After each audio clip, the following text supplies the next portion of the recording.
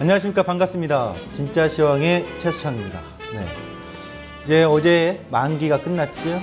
금통의 이벤트도 있었습니다만 어제 금리에 대해서는 자세하게 좀 설명을 해드렸고요. 자, 실질적으로 오늘부터 제가 보는 관점에서 오늘부터 우리나라는 3분기에 대한 시장으로 들어가는 겁니다. 왜요? 네, 어제 선물 동시만기일이 다 끝났잖아요. 그렇죠? 자, 3분기 과연 어떤 시장의 흐름이 보여줄지 오늘 첫 출발인데 첫 출발은 약하게 움직이는 것 같습니다. 지수 보도록 하겠습니다. 코스피 지수 3대 지수 다 보도록 할까요?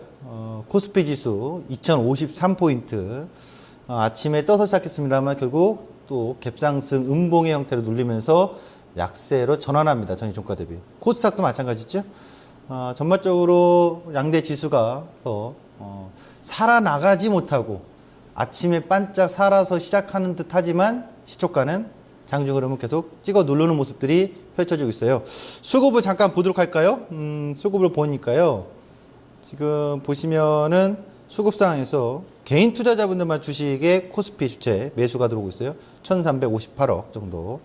1300억 정도요. 외국인들은 500억 정도 매도, 기관들도 매도를 보여주고 있는 상황입니다. 뭐 코스닥 같은 경우는 보시면은 개인들이 한 4억, 외국인이 주도하에 매도를 해주고 있고요. 기관은 37억. 뭐 최근에 거래 대금이 활발하게 이어졌던 코스닥인데 조금 저조한 모습이죠. 수급적인 모습에서 이렇게 보시면 될 것 같고요. 여전히 코스닥은 710포인트 싸움을 무지하게 오랫동안 지수가 계속 이어지고 있는 과정에 있다. 이렇게 보시면 될 것 같습니다. 자, 코스피 이제 포인트로 넘어가 보도록 하겠습니다. 코스피입니다. 금리 효과, 물음표. 어제 이제 금리 얘기를 많이 해드렸어요. 그리고 또 야간에는 특별시황 코너라고 해서 공개방송에서도 특별시황을 통해서 설명을 다 해드렸고요. 자, 미온적 시장 반응입니다. 아침에는 뭐 금리 인하 효과일까요? 뭐 증권주도 막 올라가는 듯 했습니다만 결국 시장은 냉정하게 반응을 하지 않습니다.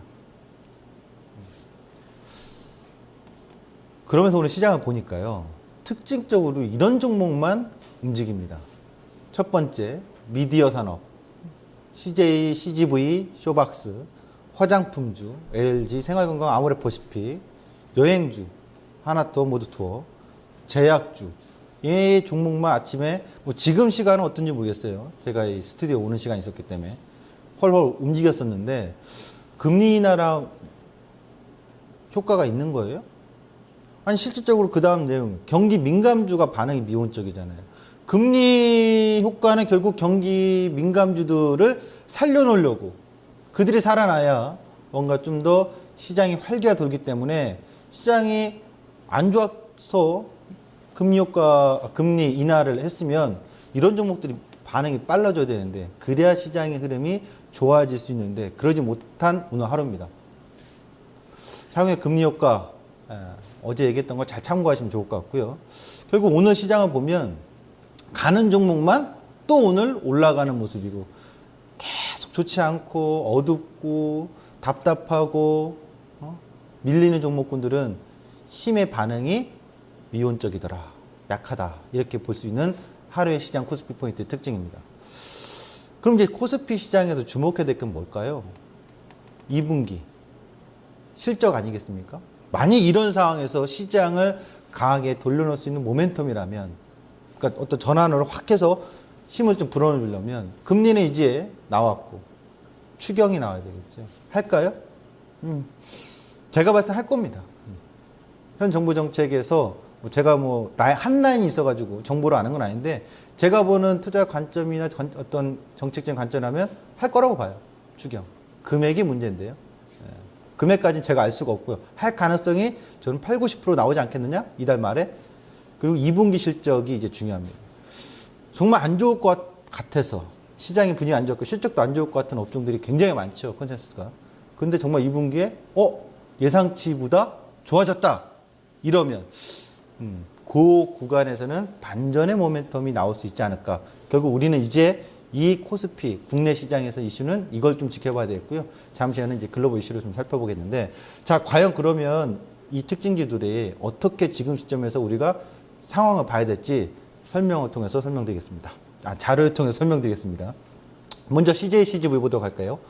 오늘 장에서도 7.84%. 아이고, 오늘 같은 장에서도 이렇게 상승하면요. 굉장히 큰 상승이죠. 쇼박스도 한번 보도록 할까요? 네, 쇼박스. 네. 5.76% 상승. 오늘 뭐 이 두 종목이 뜨거운 감자입니다. 왜 이렇게 올라가고 있을까요? 네. 먼저 이 종목군들, 극장, 이 미디어 산업들은 중국 진출에 대한 효과. 그러니까 우리가 중국 소비재에 관련된 종목들이 다 올라가잖아요. 다 화장품도 마찬가지고요. 예. 그리고 중국 이 미디어 산업들도 마찬가지인데 중국의 영화 관객 수가 계속 몇 년 사이에 증가 추세에 있더라. 그들의 소득 증가에 더불어서 소비도 올라가는 거잖아요. 어디로? 우리도 마찬가지예요. 80년대 극장 그렇게 많이 다니셨나요? 아니잖아요.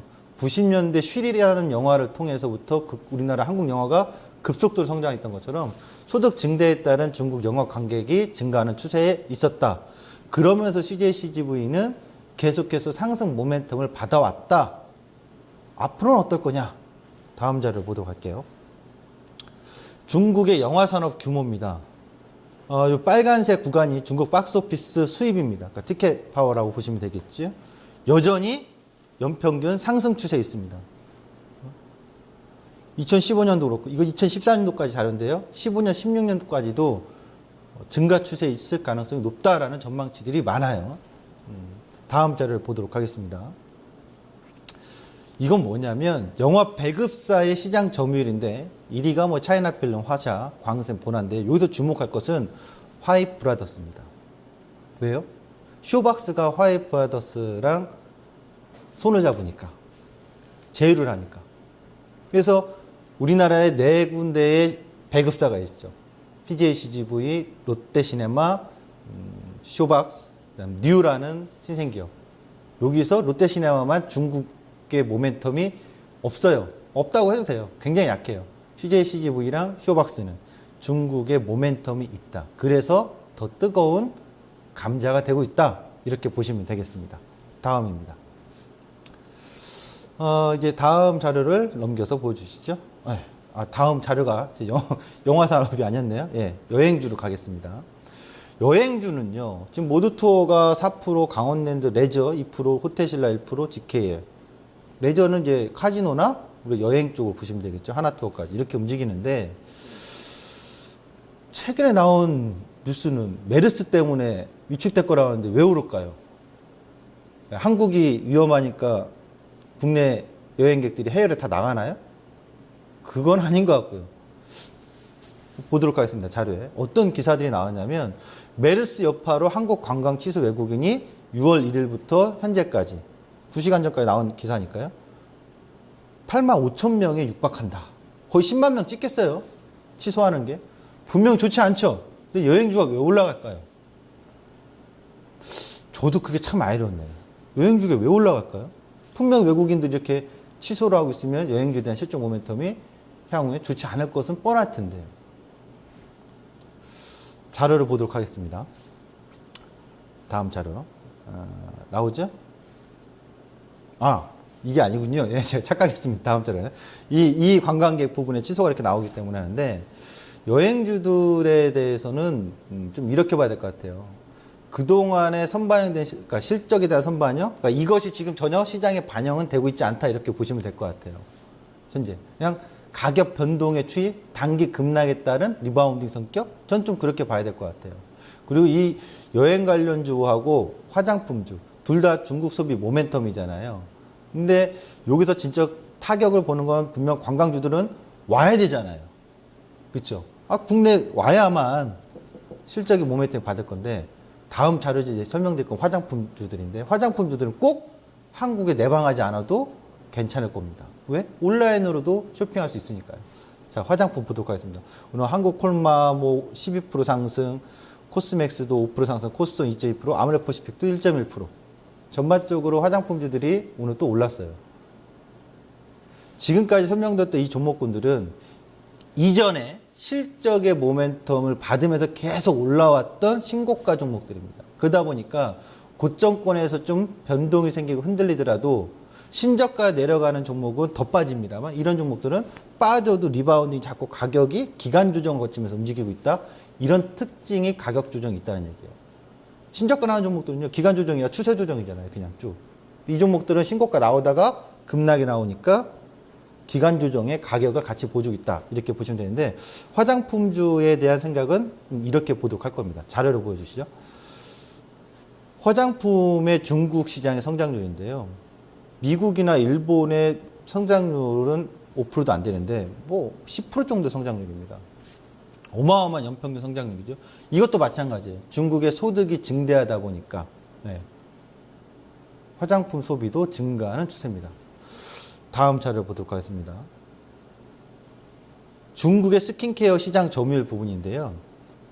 1위부터 그러니까 상위권에 있는 기업들은 해외 기업들입니다. 뭐 로레알이라든가 CA 일본, 그다음에 P&G 미국 회사들이고요. 한국은 과연 스킨케어 부분은 어느 정도 되냐? 아모레퍼시픽. 네. 시장 점유율이 작년에 2.2%. 그리고 중요한 건 6위와 8위에 중국 기업이 있습니다. 스킨케어 부분에. 뭐 점유율은 3%, 2%, 합해서 한 5%인데 그래서 여전히 해외 기업들이 스킨케어 부분의 시장 점유율이 높다라는 점이죠. 근데 중요한 건 중국 기업이 중간에 껴있다는 얘기예요. 다음 보도록 하겠습니다. 색조 화장품 시장 점유율입니다. 여전히 상위권에 프랑스 기업이나 외국 기업이 있습니다. 뭐 일본의 CA도 있고요. 자, 한국의 아모레퍼시픽이 4.0%로 점유율이 높습니다.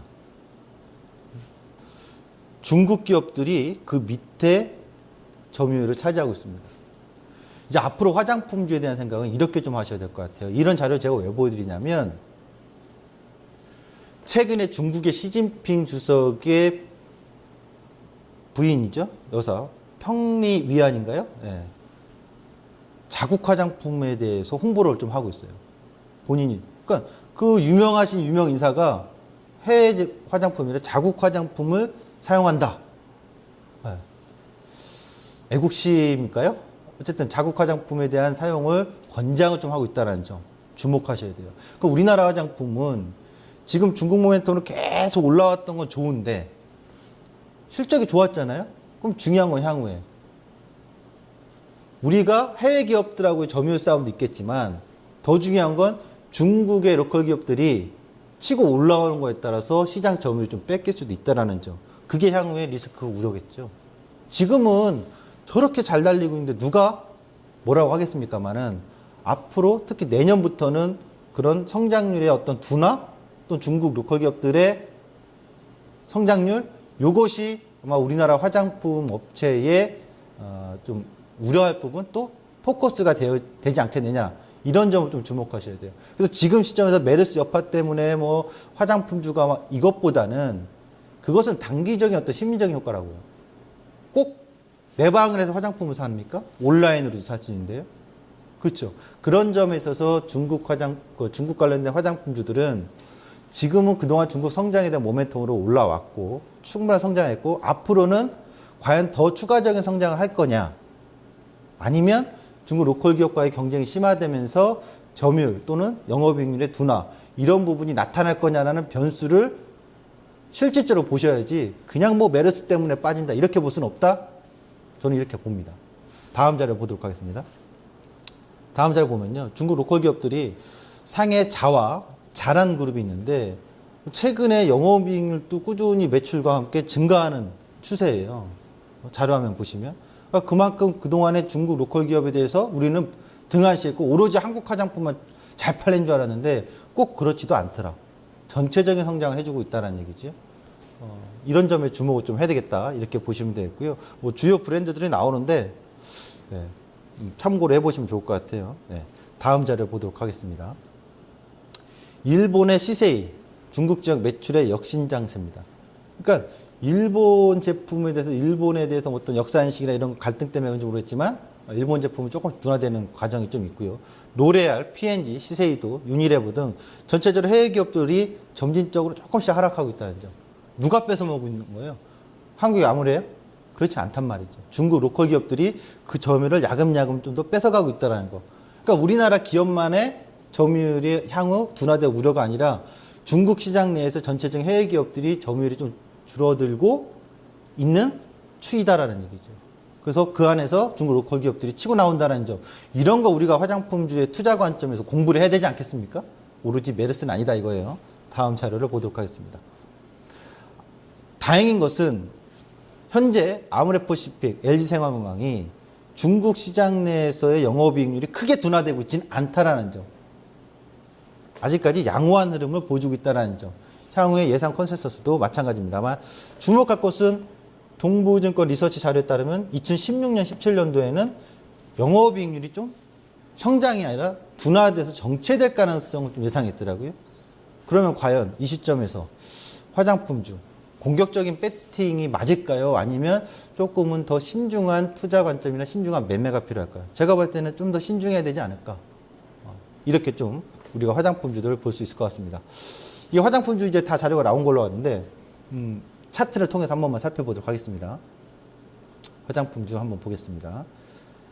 아모레퍼시픽, 그 다음에 LG생활건강입니다. 이게 지금 이제 LG생활건강인데요. 그동안의 추세를 보면 뭐 엄청나게 올라왔죠. 그러니까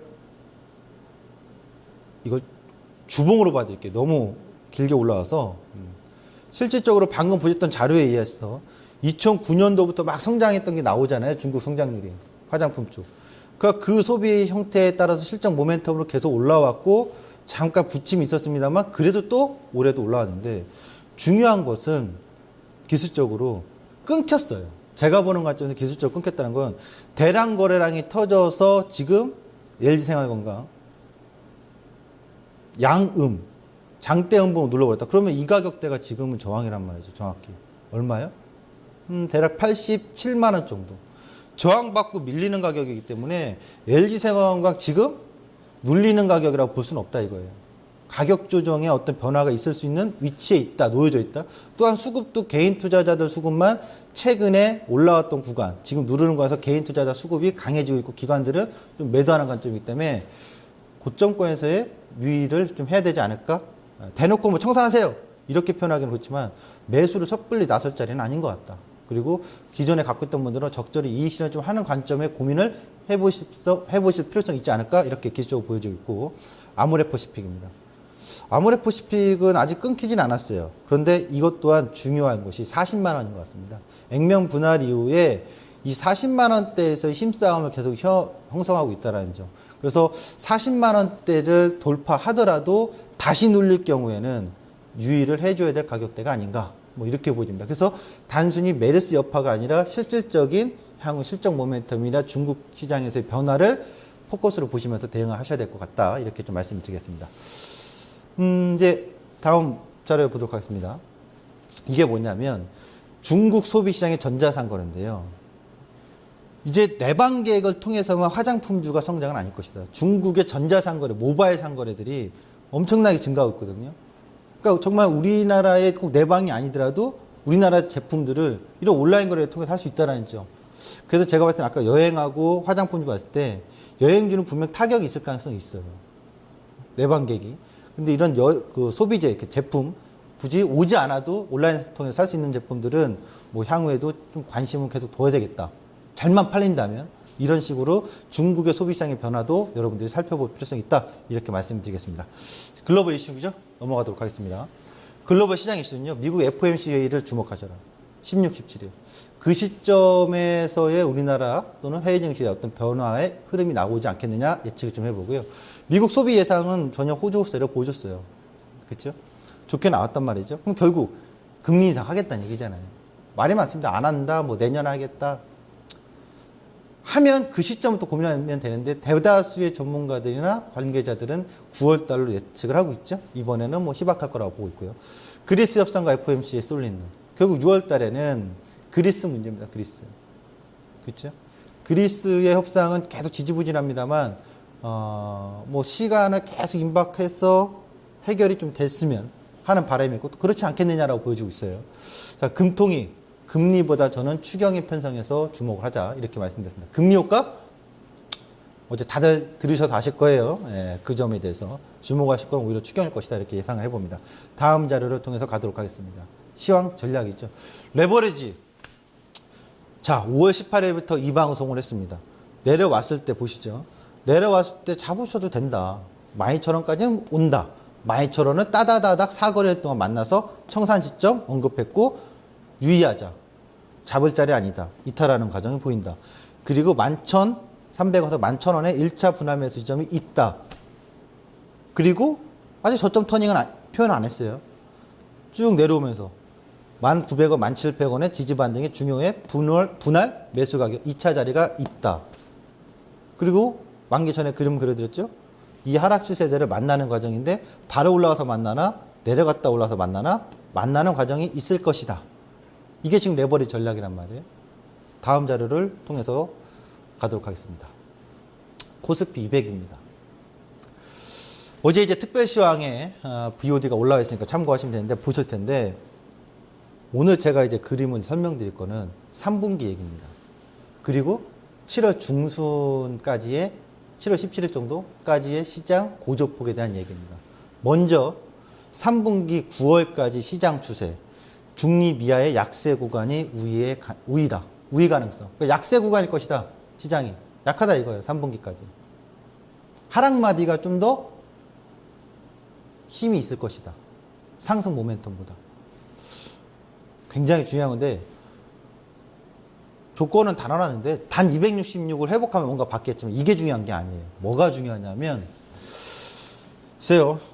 계속 이 방송을 제가 단독으로 진행하기 때문에 계속 보시게 될 겁니다. 제가 보는 뷰가 틀리면 틀리다 인정할 거고 뭐가 있냐면 하단에 245라는 자리가 회귀를 해야 될 자리예요. 지난번에 여기 261이라는 자리 선물지수로 회귀해야 한다는 것도 있지 않아요. 둘 다 있어요. 그럼 둘 다 있는 상황에서 어디 쪽을 더 유리하게 봐야 되냐? 245예요. 현재 시점에서요. 먼저 지금 장중에 내려오고 있지만 내려왔다가 올라가요. 저는 그 리바운딩을 보기 위해서 레버리지 분할 매수 포인트가 가능하다고 본 거예요. 리바운딩 포인트가 나오면 위로 계속 갈 거라고 강세적인 마인드를 가지시면 안 될 거예요. 왜냐? 245라는 자리가 코스피 200으로 안 온 상태에서 올라가면 다시 무조건 와야 되는 거고요. 먼저 와버리면 거꾸로 올라온 자리가 있는 거죠. 근데 지금 자리에서는 밑으로 완전히 오지도 않았고 위로 올라가지도 않고 계속 왔다 갔다 했잖아요. 3일째 뭐 하고 있는 거예요? 갭상승. 그러니까 실질적으로 며칠 전에 종가 대비해서는 내려온 거 얼마 없는데 위로 뛰었다 누르고 하니까 엄청나게 심리적으로 많이 빠진 것 같은 불안 심리를 갖게 하고 있다고요. 누가? 메이저들이. 사기치는 거죠. 이거. 그러면 중요한 건 디테일하게 봤을 때 리바운드 영역을 통해서 레버리지 반등을 통한 그 이익을 취하려고 지금 시점을 저점 분할 매수가 가능하다고 한 거고 3분기 9월 달까지는 어디는 와야 된다? 245. 그러니까 여기서 만약 257, 58까지 올라오면 상방을 봐야 돼요. 그때? 아니죠. 분할 매수 했던 분들은 먹튀를 보시고 그리고 이제 고점 매도 누가 더 잘할 거냐. 왜 245가 와야 되니까. 약세 구간일 가능성이 높아요.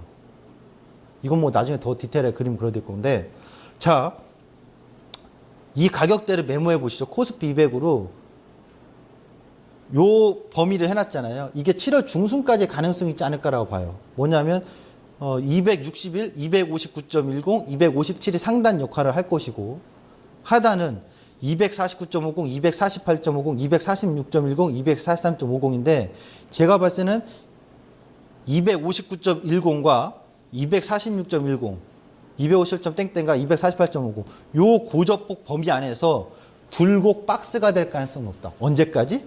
7월 17일 날까지. 그러면 차트로 한번 넘어올게요. 요 설명을 잘 드려야 될 것 같아서. 차트로 보여주세요. 지금 코스피 200으로 가겠습니다.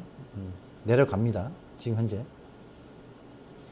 여기서 보여드리면 이렇게 내려와 있잖아요. 지금 내려온 상태에서 중요한 것은 오늘 시초가를 잘 기억하세요. 253.94, 254.70. 지난번에 제가 254.70을 정말 한번 싸워줄 자리고 나중에 거기가 이탈되면 안 좋다. 오늘 일단 254.77을 찍고서 밀렸어요. 그럼 지금 단계적으로 흘러내려오는 모습이죠. 예, 그럼 60과 122평짜리까지 내려올 거고 좀 더 내려올 거예요. 그럼 여기서 중요한 거. 오늘 254점 땡땡은 또 회귀 자리예요. 언제까지? 아까 제가 했던 7월 17일 안으로. 그러니까 오늘 빠졌던 것은 뺐다가 끌어올릴 자리가 나오는 거죠. 그럼 그 올라간 다음에 254점 땡땡을 만나거나 그 이상 올라왔을 때는 강세를 보지 않고 청산 시점을 보는 거죠. 그리고 전체적으로 9월 달까지는 하방 압력이 좀 더 유리할 것이다. 이렇게 좀 그림을 보시면 될 것 같아요. 3개월의 포인트를. 단기적인 건 어떤 리바운딩이고 전체적인 큰 그림은 어디가 보인다라는 거. 이걸 꼭 참고하시기 바라고요. 마지막 자료 하나 더 있나요? 네. 네, 없죠. 네, 이게 제 전략인데 자, 꼭 참고하셔서 3분기 흐름 꼭 여러분들이 슬기롭게 이겨내시기 바라겠습니다.